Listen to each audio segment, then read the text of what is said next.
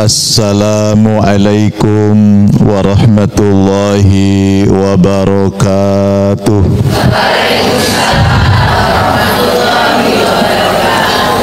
Makanya ngaji itu membeningkan hati.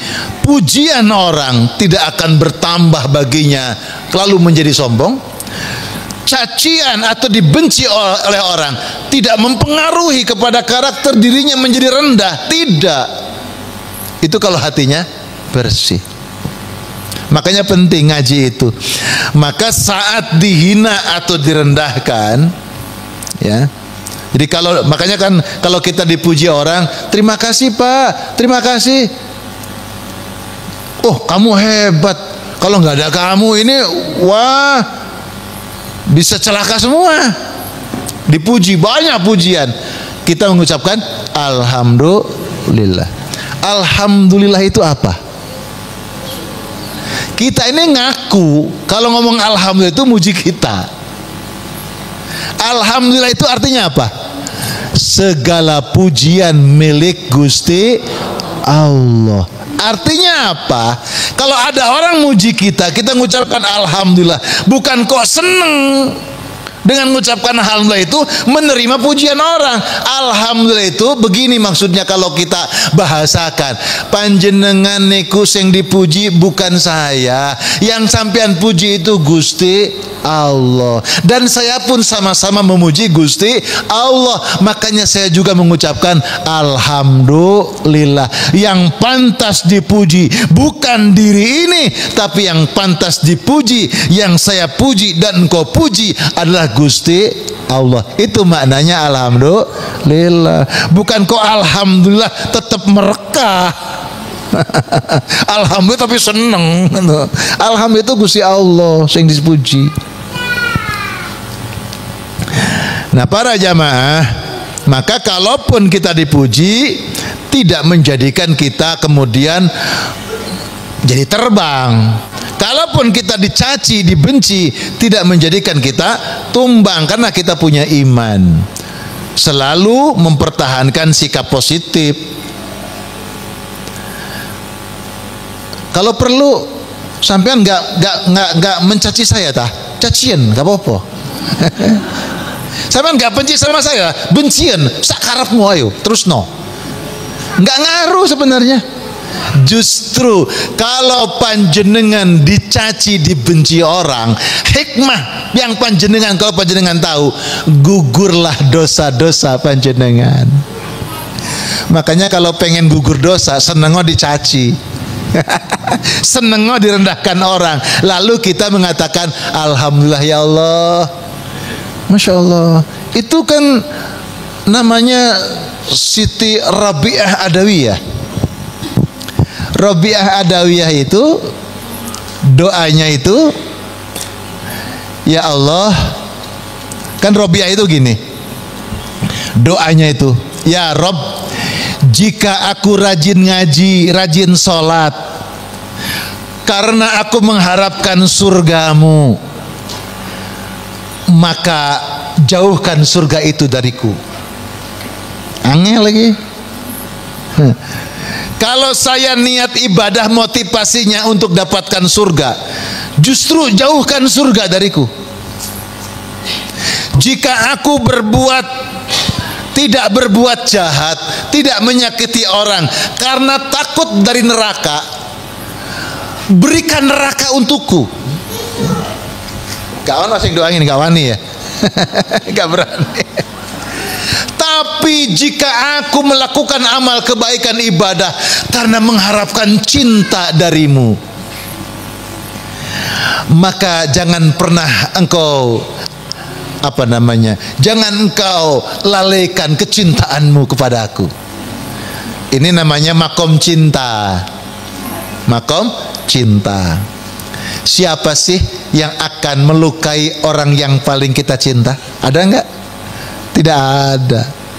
Siapa sih yang akan menjauhkan dari orang yang kita cinta? Enggak ada.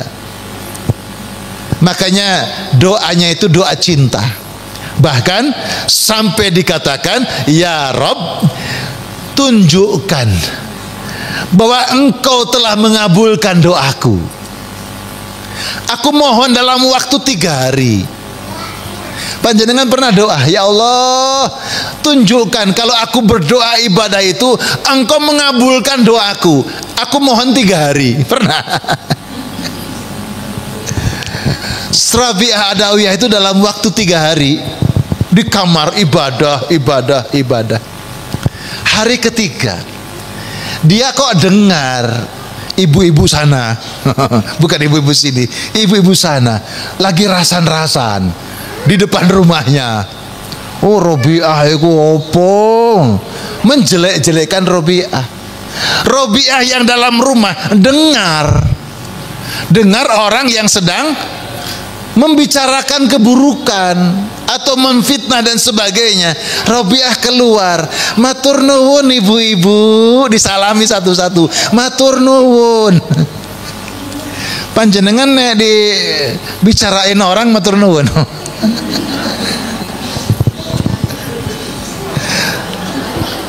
Matur nuwun ibu-ibu, matur nuwun. Kaget, sing rasan-rasan tuh kaget. Loh, aku lagi mencela kamu kok matur nuwun. Matur nuwun, saya berdoa kepada Allah, minta petunjuk. Kalau doaku diijabah oleh Allah, minta tanda dalam waktu 3 hari. Ini hari ketiga, tanda sudah datang. Ternyata saya sedang dicela sama ibu-ibu. Terima kasih bahwa tanda amalnya diterima oleh Allah. Nah, makanya senang-senang diceritain orang, lalu ucapkan terima kasih. Ya Allah. Baik hadirin yang dimuliakan oleh Allah, maka bagi orang yang beriman, dipuji tidak menjadi terbang, dicaci tidak menjadi tumbang, karena yang paling penting bagi dirinya adalah penilaian itu datangnya dari Allah Subhanahu wa ta'ala. Ini bening hati, manajemen kalbu kita, bahwa pujian dan cacian mana yang paling penting untuk kita? Dua-duanya sami mawon. Dipuji tidak terbang, dicaci tidak tumbang, karena keduanya sama. Itu semua penilaian manusia, tidak penting. Yang penting itu penilaian dari Allah. Karena sungguh yang paling penting dalam hidup ini adalah penilaian Allah semata. Jangan silau dengan pujian. Oh, dipuji koncone seneng, padahal ketika koncone itu di belakangnya mencaci. Ono lho tipe-tipe wong iku ono. Ning ngarepe apik, ning burine welek. Ada enggak? Di mana orangnya? Di sono. Enggak ada di sini. Ya Allah. Jangan silau dengan pujian, jangan galau dengan cacian. Semua manusia memujimu tidak lantas membuatmu mulia. Benar? Semua manusia menghinamu tidak lantas membuatmu hina. Orang kalau direndahkan, dihina, lalu dia sabar, tidak balas, oh mulia malahan. Wong-wong ku sakno iki. Sakno gak balas. Api orang malah matur nuwun nggih. Kula pun di panjenengan caci, panjenengan hina, matur nuwun nggih. Panjenengan dengar semua, masya Allah, iki wali, masya Allah, nggak usah jauh-jauh golek wali, iki wali, uang kok hatinya api, dicaci, dihina, direndahkan, matur nuwun, panjenengan sampun menghina kula, terima kasih, masya Allah, iki waliullah itu, minta doa dari orang ini. Hatinya bersih. Allah. Makanya semua manusia menghinamu tidak lantas membuatmu hina. Lalu apa tugas kita? Teruslah berjalan dalam kebaikan. Berbuat baik terus. Orang baik tidak selamanya responnya baik dari orang. Rumus. Panjenengan lakukan amal kebaikan, tidak semua akan setuju. Pasti ada orang yang gak setuju. Tidak semua orang baik, pasti ada orang yang tidak baik. Teruslah dalam kebaikan. karena rahmat dan kasih sayang Allah sangat dekat dengan orang yang senantiasa berbuat kebaikan. Orang yang berbuat kebaikan itu doanya sempurna. Daun-daun yang melambai, angin yang berhembus, ikan-ikan di danau, di lautan, gitu kan? Hewan-hewan yang ada di darat semua memohonkan kepada Allah, ya Allah, berikan ampunan bagi orang ini. Subhanallah. Senantiasa berbuat kebaikan. Ya Allah, anugerahkan kepada kami ketenangan, kelembutan hati dalam rahmat dan kasih sayang-Mu. Demikian Bapak hadirin hadirat jamaah muslimah as-sakinah yang dapat kami sampaikan. Mudah-mudahan bermanfaat. Jangan banyak-banyak, nanti umum. umum. Baik, sebelum ditutup ada yang mau bertanya, silahkan. Alhamdulillah tidak ada yang bertanya. Ada 3 souvenir dari pengurus. Baik, silahkan yang mau bertanya. Monggo Ibu. Kalau nggak ada yang bertanya, saya yang nanya, gitu kan? Monggo, silahkan.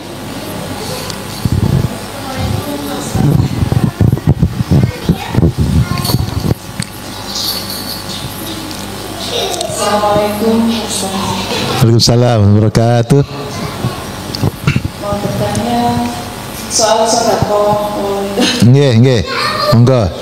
Terus pundi kalau kepingin sedekah tapi kok ini masih seperti ini. Ya. Pundi sampai pinjem buat sedekah terus pundi niku hukumnya gitu. Nggih. Sampun matur nuwun. Assalamualaikum warahmatullahi wabarakatuh. Waalaikumsalam. Saking kepengennya sedekah, pas lagi nggak punya bondoe, terus pinjem untuk sedekah, bagaimana? Api-api wae. Jadi ada beberapa perspektif. Kalau perspektif fikih, la yukallifullah nafsan illa wus'aha. Allah tidak membebani. Kepada orang yang memang tidak mampu, ya jangan memaksa. Itu. Tapi sisi ruhiyah spiritual, orang untuk naik tangga kemuliaan, namanya tangga itu kan nanjak, rodo ngos-ngosan, ya, rodo bersusah-susah.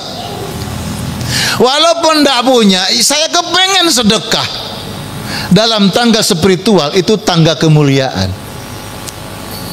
2, ketiga, amalan-amalan ulama salafus soleh, justru mereka memperbanyak infak sedekah pada saat mereka menghadapi kesulitan dalam hidup. Jadi dia justru memperbanyak infak sedekah saat mereka dalam kesulitan. Kenapa? Karena dia ingin Allah yang membukakan jalan kemudahan langsung dari Allah Subhanahu wa taala. Ayatnya jelas. Orang berbuat baik 1 dibalas 10. Dalam ayat yang lain, balasan yang Allah berikan tak terhingga. Masalul ladzina yunfikuna fi sabilillah. Orang yang berinfak di jalan Allah, maka ibarat 1 bulir tumbuh 7 biji. Setiap biji 100 akan terus berkembang menjadi banyak, tak terhingga. Itu. Jadi ada beberapa perspektif. Jadi untuk berbuat kebaikan pada saat kita sendiri membutuhkan, secara fikih kita tidak dituntut, tapi spiritual yang menggerakkan. Saya pengen bantu, itu bagus, gitu, bagus. Yang berikutnya sisi keadilan. Ada orang bertanya pada menjelang Idul Kurban biasanya, Pak Ustadz, saya pengen kurban sapi, pas nggak punya duit, boleh nggak saya beli hewan sapi untuk kurban, uangnya pinjem di bank? Jawaban saya apa kira-kira? Saya balik nanya, kemarin sampean beli motor, pinjem ke bank, kok gak tanya Ustadz? Itu sisi keadilan atau sisi kepantasan. Kita ini untuk kebutuhan kita sering memantaskan diri, sering tidak memantaskan, tapi untuk urusan Allah memantaskan. Sampai mau kurban saja tanya ustadz, boleh nggak saya kurban, uangnya pinjam ke bank. Lah kemarin kamu beli sepeda motor nggak tanya ustadz, padahal sama-sama uangnya pinjam. Nah gitu. Itu analogi saja. Siapapun itu pasti terjadi. Tapi kalau saat kita tidak masih butuh kekurangan, lalu kita masih bisa berbagi, oh luar biasa. Karena 1.000 bagi orang, 1.000 rupiah bagi orang yang tidak punya uang, dengan 1 juta orang yang uangnya berlebih, itu masih berharga yang 1.000. Itu inna min izamil jazai ma'a min izamil balai. Allah akan memberikan balasan berupa pahala itu sesuai dengan beban seseorang itu melakukan amal. Panjenengan merasa berat itu kalau ngamal apa kira-kira? Apa yang berat? Kalau sedekah 5.000 kan nggak berat toh? Enteng. 2.000 dibuang-buang. Ya, enteng. Yang berat berapa sih? Yang nolnya makin jauh dari angka depannya. Yang nolnya makin jauh dari angka depannya. Infak sedekah 1.000 bisa? Bisa. Tambah nolnya 10.000 bisa? Bisa. Tambah lagi nolnya 100.000 bisa? Bisa. Tambah lagi nolnya. Tambah lagi nolnya. Yang paling dicinta oleh Allah, yang nolnya jaraknya makin jauh dari angka depannya. Kalau panjenengan makin merasa berat, itu makin dicinta oleh Allah Subhanahu wa taala. Kenapa? Karena bagi orang yang gak punya duit, bisa infak 1.000 rupiah, itu berat. Maksud saya gitu. Maka bagi orang yang tabungannya besar, kalau cuma 1 juta masih enteng. Kira-kira gitu. Dan itu Allah akan berikan balasan pahala sesuai dengan beban yang dia rasa. Alhamdulillah, itu jawabannya Bu. Boleh-boleh saja, monggo gitu. Karena punya niat kebaikan yang kokoh, bisa berbagi sekalipun dalam kekurangan. Itu. Dalam bahasa agama, kalau engkau punya jatah makan untuk 2 orang, bisa dimakan untuk 3 orang. Itu namanya berbagi. Berbagi. Terima kasih pertanyaannya. 1 udah masuk poin. Silahkan ada lagi. Oh, belakang. Cepet-cepetan angkat tangannya. Belakang ternyata, monggo. Waalaikumsalam warahmatullahi wabarakatuh. Ini enak, gampang, pertanyaan bebas. Ayo monggo. Nggih.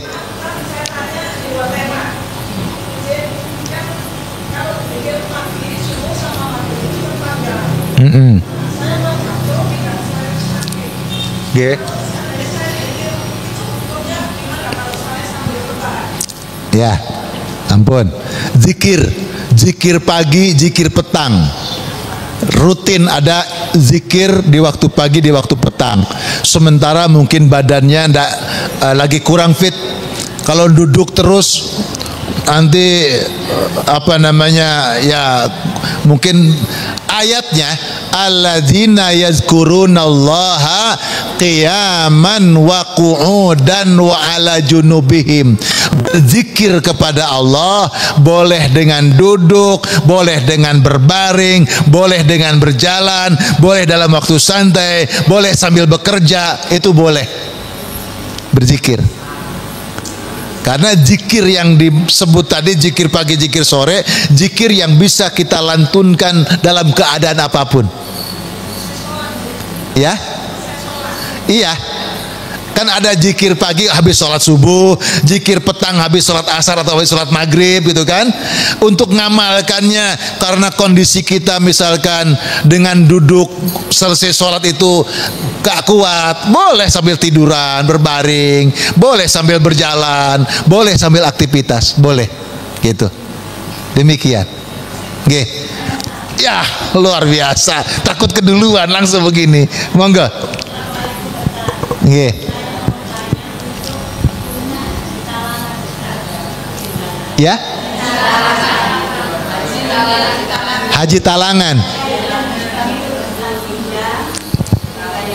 Ya, baik. Pertama dari sisi fikih tentang wahijjul bait manistata'a ilaihi sabila. Menunaikan ibadah haji kewajibannya bagi mereka yang istita'ah, yang mampu sisi finansial duitnya, mampu kesehatan fisiknya, mampu aman perjalanannya. 3. Yang keempat, mampu manasiknya. Jadi itu yang wajib, yang lain tidak wajib. Tapi pengen berangkat haji juga dengan cara, kan sekarang ada yang nalangin ya, ada yang urunan, ada yang nabung ya, ada yang nabung. Hajinya sah, tapi istitoah dalam makna yang lain adalah istitoah mampu pinjem mampu pinjem. Kalau nggak minjem nggak mampu. Itu kan ala argumen.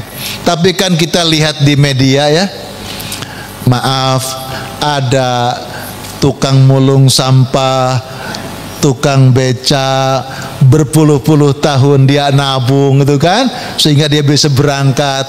Niat dari awal dia menabung gitu kan.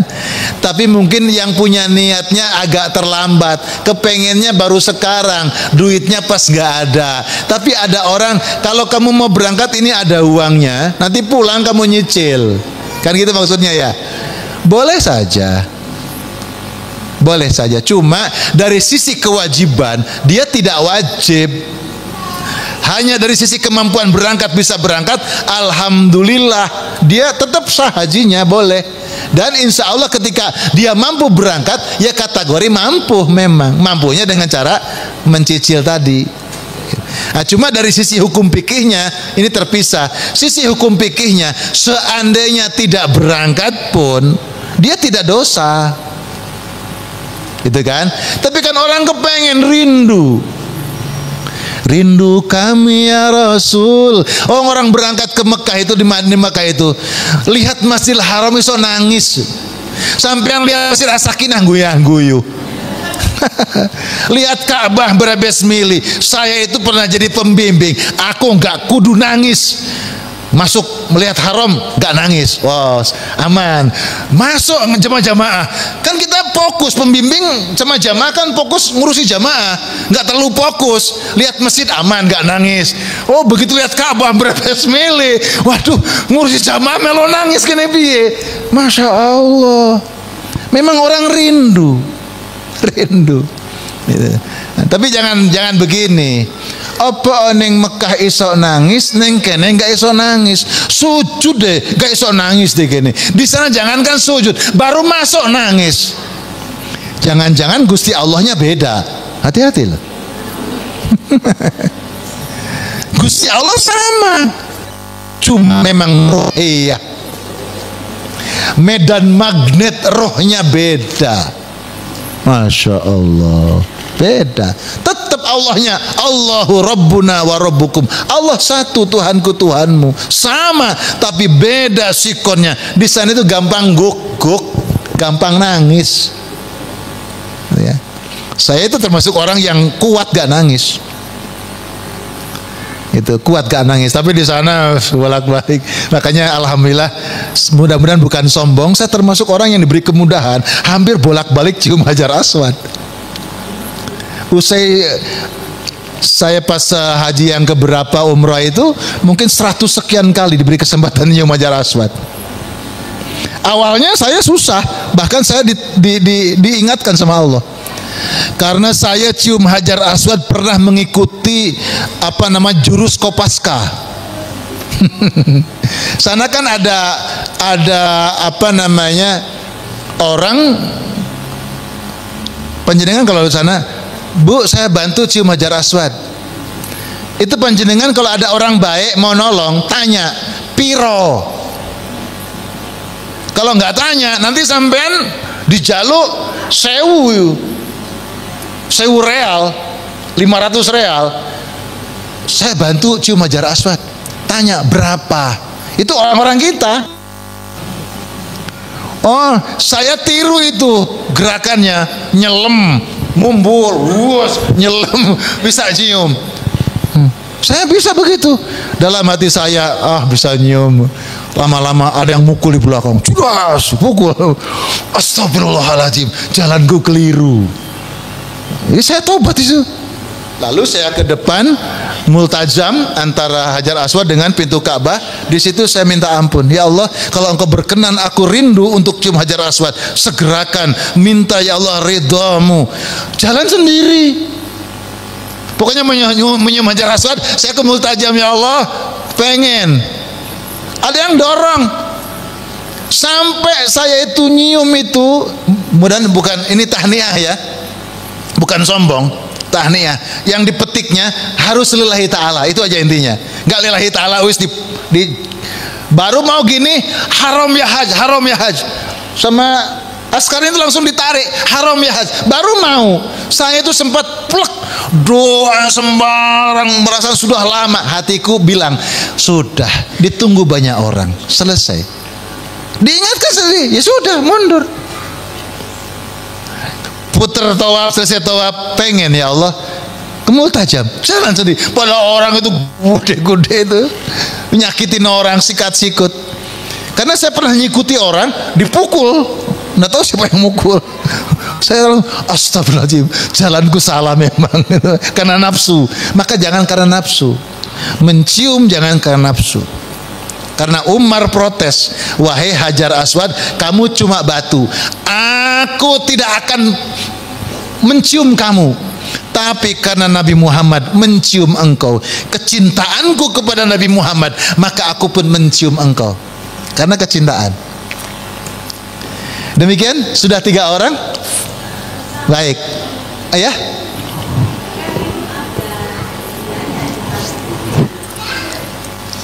Ya, itu urusan lain ya. Yang ditanya urusan ibadahnya ini kan. Urusan ibadahnya insya Allah sah. Masalah janji dengan yang penyedia jasa, nanti ngembangnya berapa urusan dia. Kalau apakah itu riba, itu nanti bahasannya panjang. Apakah itu riba, apa bagaimana gitu kan. Itu. Yang betul itu kita dibayari oleh orang sekian, kita bayarnya sekian. Itu. Jadi misalkan mau beli sepeda motor supaya hitungannya. Tapi begini Bu, ini masih saya ini kan orang yang fikihnya itu fikih muqaron. Pengaruh perbandingannya terlalu besar. Bunga bank haram. Maksud saya bunga apa namanya? Kok jadi bunga? Apa yang haram itu? Riba itu haram. Nah, maksud saya riba itu pasti haram. Tapi bunga bank belum tentu haram. Gitu. Jadi riba itu pasti haram, bunga bank belum tentu haram. Jadi beda-beda. Di sini ada 2 pendapat. Bunga bank haram ada, tapi bunga bank tidak haram. Saya masih berada di posisi kedua. Itu. Jadi saya punya kajian dengan beliau-beliau yang kontemporer ya, termasuk Profesor Zahro, itu termasuk riba itu haram, tapi bunga bank belum tentu haram. Nah, begitu. Walaupun ada yang perspektif yang berbeda. Demikian Ibu ya. Alhamdulillah 3 orang. Sudah selesai jam 10 lebih 1/4. Sudah cukup waktu. Mudah-mudahan hati kita tambah adem. Amin ya rabbal alamin. Ayo jalin ukhuwah kebersamaan, saling dukung, saling memberikan support agar majelis ini tambah syiarnya. Bukan saja untuk warga barangkali ya, mungkin punya ADART tersendiri, aturan seperti apa, saya tidak masuk di situ, gitu kan. Tapi kalau di majelis-majelis taklim yang saya bina di luar itu memang terbuka umum, Sehingga dakwahnya, oh di sana pengajian, majelis ini ikut sana, di sini pengajian, majelis sana ikut sini, saling mensupport. Dan mudah-mudahan tambah saudara, tambah ukhuwah, tambah doa kebaikan. Itu yang paling penting. Rabbana atina fid dunya hasanah wa fil akhirati hasanah wa qina azabannar. Allahumma shalli ala sayyidina Muhammad. Ya Rabbana, setelah kami bersolawat untuk junjungan Nabi Muhammad, ya Allah, ampuni sebesar apapun dosa-dosa kami ya Allah. Ampuni dosa kedua orang tua kami, ayah ibunda kami. Ampuni pula dosanya orang-orang yang beriman kepadamu, baik mereka masih hidup ataupun sudah wafat. Allahumma rabbi auzi'na an ashkura ni'mataka allati an'amta alaina wa ala walidaina wa an a'mala sholihan tardah wa aslih lana fi dzurriyyatina inna tubna ilaik wa inna minal muslimin. Ya Allah, ya Rabb kami, anugerahi kami taufik hidayahmu ya Allah, jamaah majlis taklim as-sakinah dan jamaah majlis taklim yang lainnya yang berhimpun di Masjid As-Sakinah ini. Ya Rabb kami, anugerahi kami taufik dan hidayahmu ya Allah, sehingga kami menjadi hamba-Mu yang pandai bersyukur kepadamu atas nikmat yang Kau berikan kepada kami dan nikmat yang telah Kau anugerahkan kepada kedua orang tua kami. Ya Rabbana, jadikan kami golongan hamba-Mu yang gemar menunaikan ketaatan, gemar menunaikan ketakwaan, gemar menunaikan amal-amal soleh, amal soleh yang Kau redai. Ya Rabbana, baikkanlah jalan hidup kami ya Allah. Engkau baikkan pula jalan hidupnya anak-anak cucu-cucu kami ya Allah. Engkau baikkan pula nasib bangsa Indonesia ya Allah. Beningkan hati kami karena cahaya iman, beningkan hati kami karena cahaya-Mu ya Rabb. Ya Rabb kami, ya man allamal insana ma lam ya'lam. Wahai Allah, pemilik perbendaharaan ilmu yang sempurna, ajari kami ya Allah ilmu yang kami belum tahu, ilmu yang mendidik kami makin taat kepadamu, ilmu yang mendidik kami untuk bertakwa kepadamu. Rabbana atina fid dunya hasanah wa fil akhirati hasanah wa qina azabannar. Walhamdulillahi rabbil alamin. Matur nuwun atas kesempatan silaturahimnya. Mohon maaf bila ada tutur kata yang menyinggung, menyakiti hati panjenengan semua. Kepada Allah jualah kita memohon pertolongan. Wallahul muwaffiq ila aqwamit thoriq wa billahil hidayah wat taufiq. Assalamu alaikum warahmatullahi wabarakatuh.